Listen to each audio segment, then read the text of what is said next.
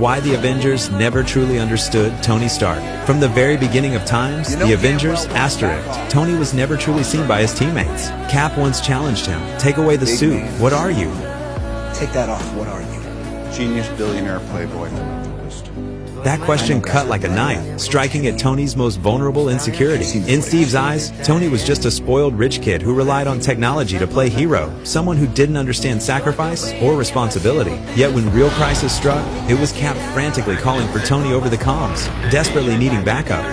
Stark, these things are still coming. I got a nuke coming in. It's gonna blow in less than a minute. And it was that same selfish man who flew a nuke through a wormhole, a mortal facing death head-on to save the world. That battle saved everyone, but it also planted the seeds of trauma that would haunt him for 6 years. Yet nobody knew. Nobody asked if he had nightmares. Nobody cared if he was afraid. They just kept fighting, kept relying on him, but never tried to understand him. In Time's Age of Ultron *, Tony tried to prevent future catastrophes with his Iron Legion, only to be accused of warmongering by his own teammates. Even Banner turned against him. I don't want to hear the man was not meant to metal medley. I see a suit of armor around the world. Sounds like a cold world, Tom. I've seen colder. Cap clung to his idealistic belief in unity and doing the right thing. How are you guys planning on beating that? Together. We'll lose. And we'll do that together too. When Ultron truly spiraled out of control and everything went sideways, Thor stormed back to the compound and grabbed Tony by the throat in a rage. In that moment, Tony didn't fight back. He didn't defend himself. He just silently endured the anger and blame from his own teammates. That scene is heartbreaking, not because Tony was innocent, but because he'd already grown so used to being misunderstood. Yet when Ultron lifted that city into the sky, it was Tony who saved the day. He dove beneath the city and, together with Thor, stopped a catastrophic disaster. But even that couldn't earn him a simple thank you.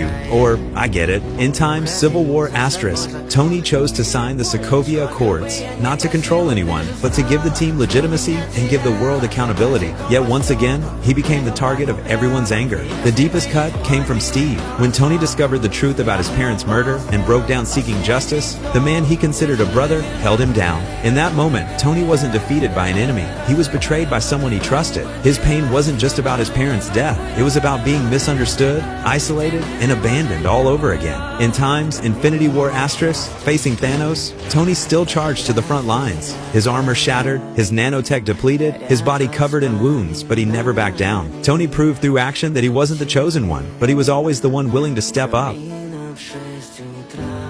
By Time's Endgame *, Tony finally stopped staying silent. He ripped the arc reactor from his chest and threw it at Cap. In that moment, he wasn't venting anger. He was saying goodbye. Goodbye to a past where he was never understood. But even then, when the final choice arrived, he still chose sacrifice. For that 1 in 14 million chance, he snapped his fingers, completing his final redemption with his life. Only in that moment did the world finally understand Tony Stark was never the perfect warrior from the hero's handbook. He had fears, trauma, selfishness, and pride, but he always protected this world in his own way.